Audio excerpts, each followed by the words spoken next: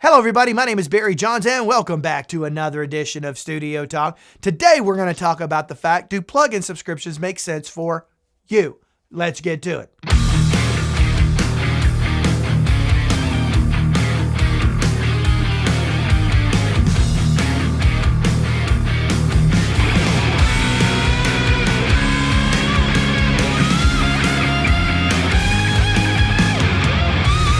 Okay. So recently I did a video out there. I'm going to put a link to it right here. And that's about plugin buying, okay? Plugin buying habits and people getting sucked into all these cheap prices of plugins and saying it's $29 here, $19 here, $39 there. Buy, because it's so cheap. I just want to have it so I can own it.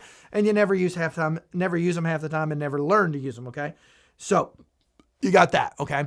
And so this is kind of the next evolutionary discussion on plugins, and that is, do plugin subscriptions make sense for some people? So to put this into perspective, okay, first of all, let me get this one thing out of the gate.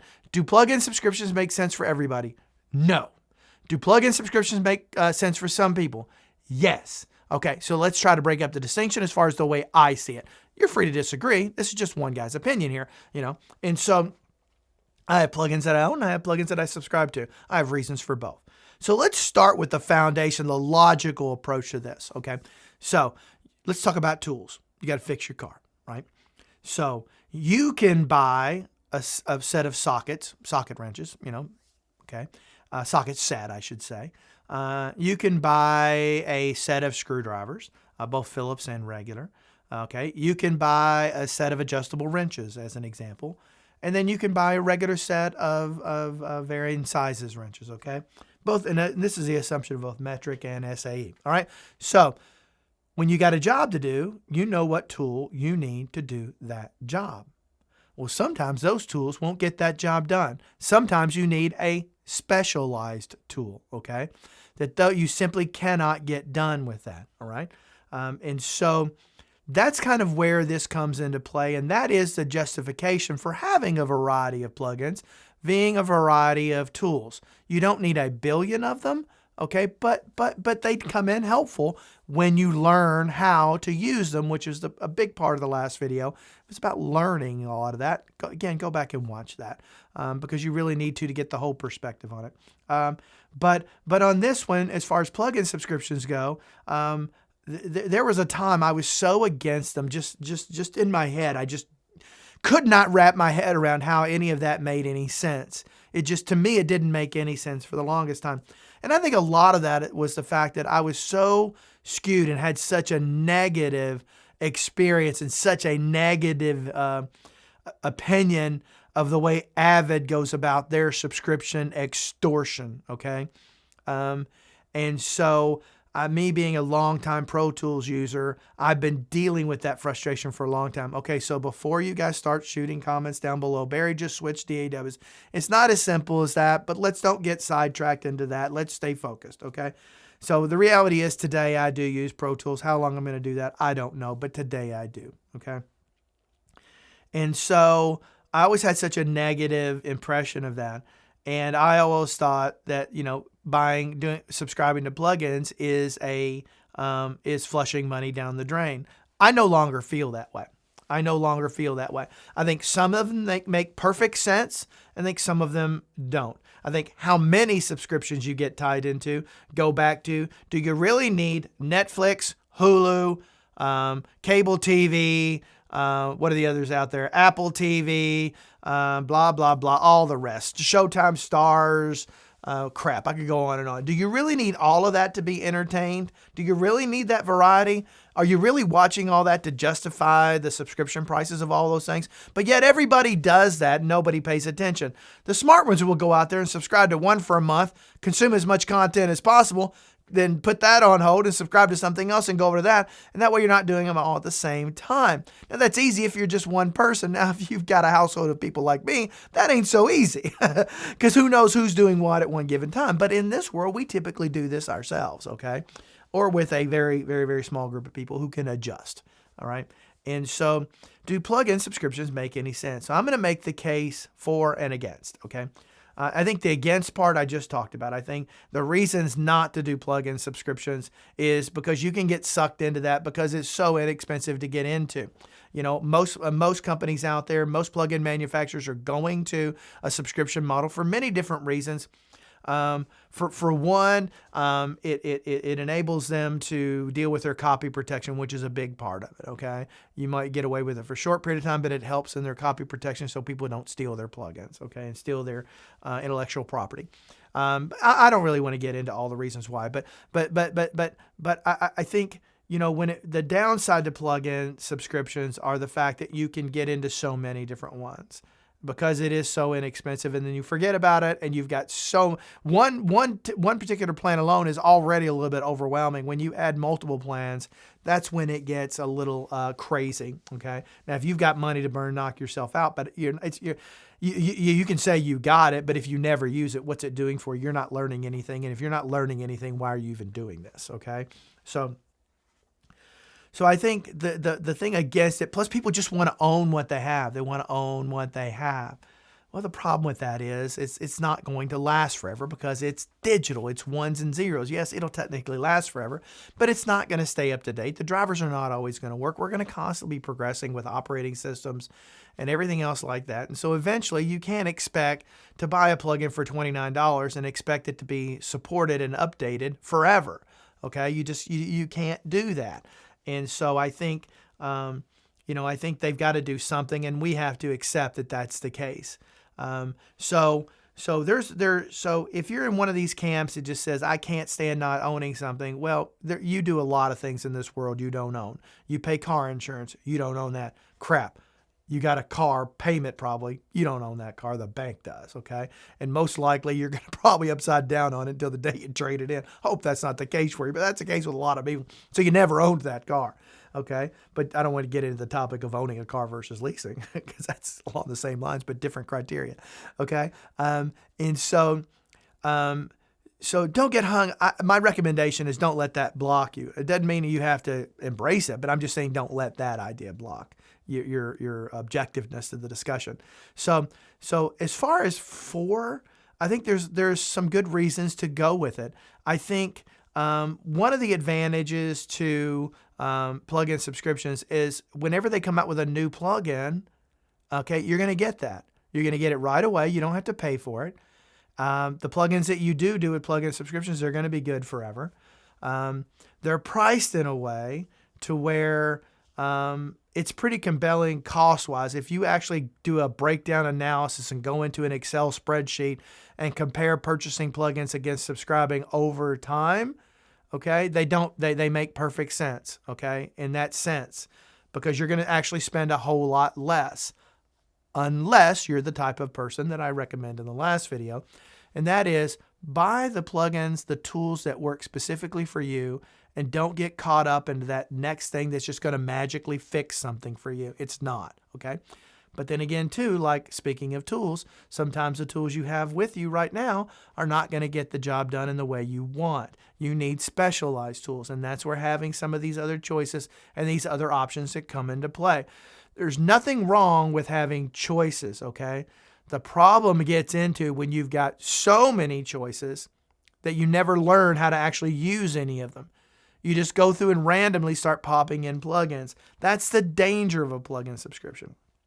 Now, if you're just getting started in all of this, okay, and in my last video, I talk about the fact that you need to learn to use the stock plugins before you buy plugins. But when you're ready to go into that world of buying plugins, there's so many different types of plugins that you're going to want to own. Okay, you're going to want to own several different EQ plugins, several different compressor plugins, several different delay and reverb plugins and things like that.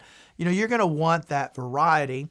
And so oftentimes it's super expensive to get a project studio up and running that you may not have the money. And sometimes it just may be a matter of practicality where you can go in to subscribe to Plugin Alliance as an example, which I think make very, very, very good plugins. And I think their subscription model by far makes the most sense. I'll come back to it in a minute. But then you get so many with that. You also have Slate Digital that has their plan. You have McDSP that has theirs. McDSP makes really great plugins. A lot of people don't use them these days because they don't know any better. But just about every mix you're listening to, probably in the last 25 years, has had McDSP plugins on them. I always feel like I have to say that because I always get so many comments from folks who don't know anything about it and they just don't know the history. But I'm not saying they're better than everyone else. I'm just saying they've been pretty impactful into our industry in the past. Waves has a subscription plan, but it's ridiculously priced. And then others are moving to it, okay? And so it's just a matter of time to where that's pretty much the only way you're going to be able to buy or get plugins. I think that's where we're going. So I think it's important to find out which manufacturer do you want to go with, okay? Now, there's nothing wrong. Go out there and subscribe to Slate for a month. Try them. Go subscribe to Plugin Alliance for a month. Although when you get to Plugin Alliance, there's no way in the world you're going to be able to try all those plugins in a month. There's just no way. No freaking way. The volume of plugins that you get is just off the charts, okay? So if you're getting into it, that's a good way to kind of get access into that. But the danger of that is you've got too many choices, okay? So if you do that, slow down and just one at a time. Forget that. Go back and watch my last video. I tell you everything you need to know about that. So go back and watch that. Okay. So I think plugin subscriptions do make a lot of sense for a lot of folks. Again, I own a lot of plugins. I do. And I still subscribe to Brainworks. Because some of their plugins are are really, really, really, really good. Now I'm having a little bit of struggles with them because they're a little bit sluggish in Rosetta on the M1, but that'll all get worked out in the next few months or whatever. So I don't worry about that at all. They're absolutely fantastic plugins. As are SoftTube. I love SoftTube plugins. I think they make very, very, very, very. They're one of the best plugin manufacturers out there that I like. Okay, and that I use a lot.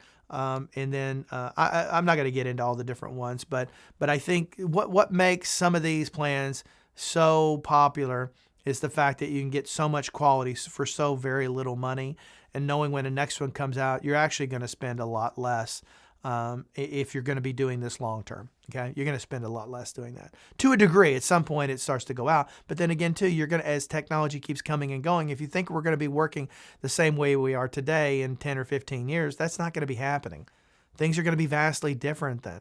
Okay, which again, you can own a bunch of plugins that you're never going to be able to use. Okay, you're never going to be able to do anything with, and so, or at least the state they are today in 10 years from now. Okay, so I would ask you, I think most people's objections to plugin subscriptions are the stigma that's associated with subscriptions in general, okay? And a lot of that started with Avid and how much negative feelings there are. Avid lost, I can't even imagine how many users worldwide because of the subscription plan, okay? So many. But because of the way they did it, they price gouge, and they still are. It's ridiculous what they charge you annually. There's no justification for it at all.